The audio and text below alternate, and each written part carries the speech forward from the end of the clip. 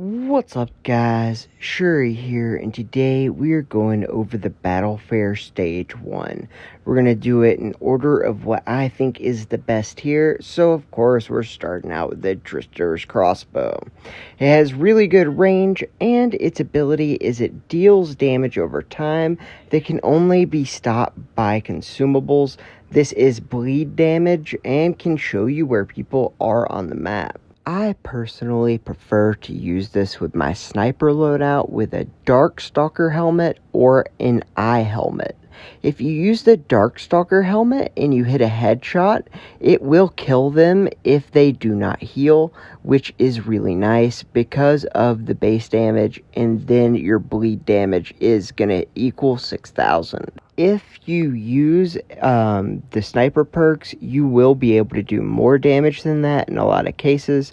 I will make a video probably in 2 or so days on the different ways to use this without needing Scorpion, and I'll also throw in a segment on Scorpion, because this gun can one-shot with Scorpion as well, which is really nice, but you really don't need to use Scorpion if you don't have it. Don't worry, I prefer not to even use it, so you don't need to. This was one of the best snipers already, and I used to think Barracuda was the best, but I'm starting to think now that all snipers do the same amount of damage point blank, that this one might edge out the Cuda. It's really close. But I think that if you have Kingslayer and you can shoot them up close with this gun and then kill them with Kingslayer, it'll reload your gun so you can start to shoot the crossbow again.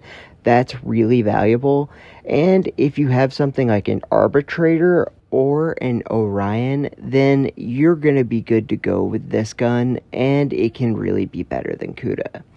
But if you want to use the Scorpion with it, that's fine. The Scorpion lasts for 10 seconds after you hit it, and for that 10 seconds, you do 50% more damage, which for both the crossbow and last breath is a one-shot kill.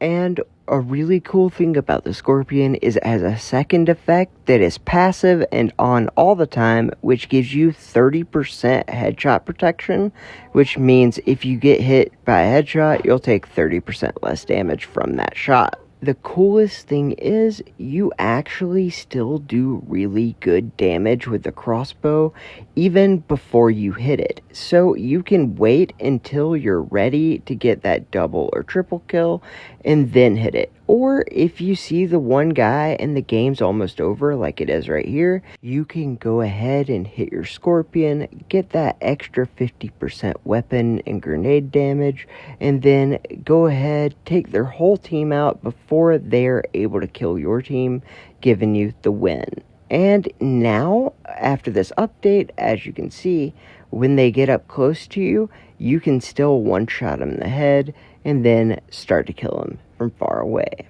And next up is the most underrated thing in my opinion, the Dragonfire. So what these effects do is it gives you a chance of dealing extra fire damage as a random chance. It'll just happen without you even really knowing it. It's really nice though when it does. They just melt faster, but it shoots so fast you don't really even notice.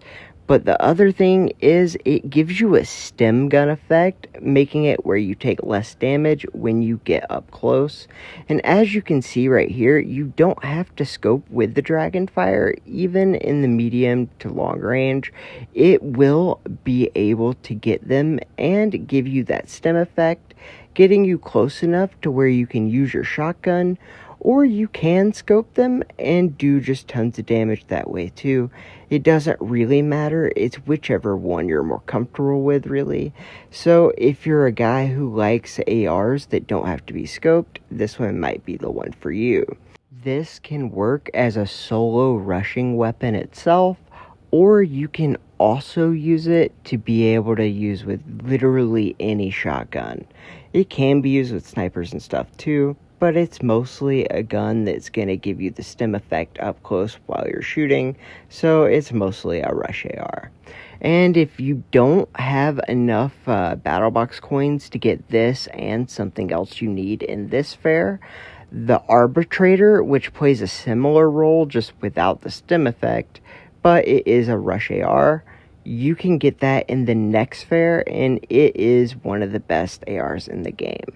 So don't worry if you can't get this one this fair. You can get the Arbitrator in the next one. But if you are sniping, you might want to go for the Sunburst, because it will do AoE damage, and it is just a lot better in the longer range. But it can't really do too much up close. You'll kill yourself because you take damage to those explosions just like everyone else gets the area effect damage. So you got to be very careful with this one, and that's why if you're going to be rushing, I suggest you use a Dragonfire or Arbitrator.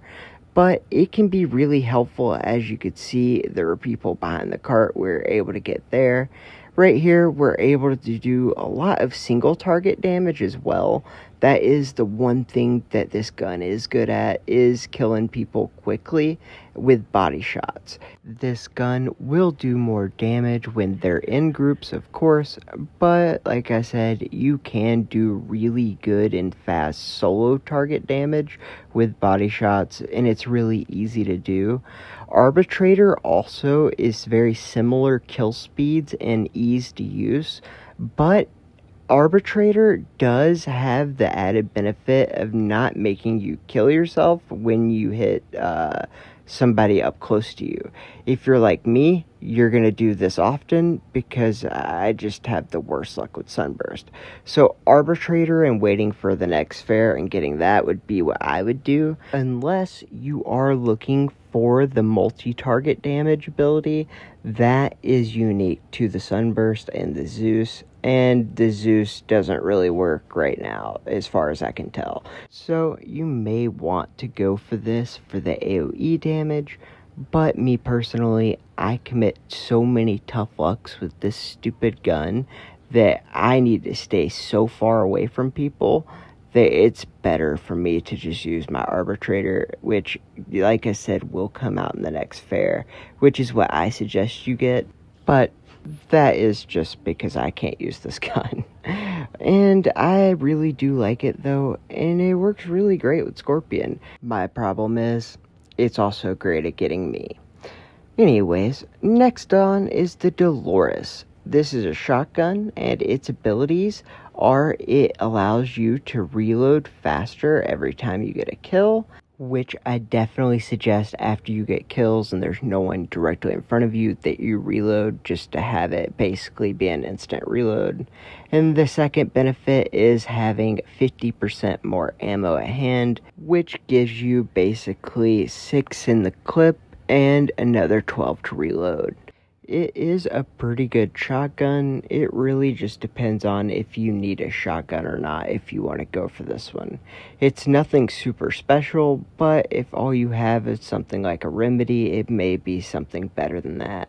So it really just means if you need a good shotgun, it can be that. It also reminds me of the Annihilator Operator skill in Call of Duty Mobile. If anyone else sees that too, comment below and let me know if you see that. I'm pretty sure that's what they copied this. Like, I swear that's what it looks like. It doesn't matter though. So we're going to come out and go ahead and just do what we can. It does pretty good damage from distance and is just a pretty solid choice all around. As you can see, after you get the kills, when you reload, it's very, very fast. So that's really good, and it can kind of get you out of some jams that way. But next up is the Corsair chest, and it is only 17 levels, which means it takes the least fragments of all the fragment chests. So if you need a third loadout and you don't have one, this is definitely a good one to go for because it's the easiest to get. Also, as long as you have armor, it protects you from 30% of blade damage. And I know what you're thinking. Well, if I get knife battles, this is good, right? Not really. What this is good for is this right here.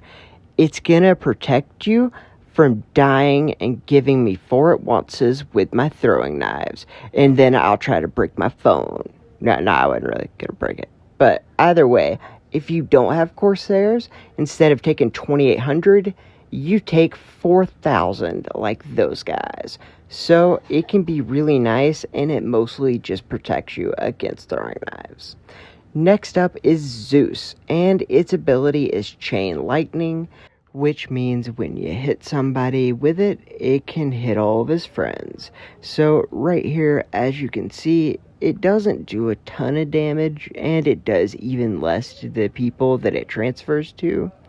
But if you can get enough of them next to each other, it can actually do a lot of damage. As you can see right here, it's getting everyone really low. And I've slowed the clip down a lot, so it's actually shooting pretty fast right here. And it's doing quite a bit of damage, considering that even though it's low individual hits, it's doing them very quickly. And when you get into a position like this, where I'm hitting all 4 of them, the biggest issue is it doesn't actually kill fast enough before you're gonna die. And right now, Zeus just isn't the best gun. But last and very least is Gecko.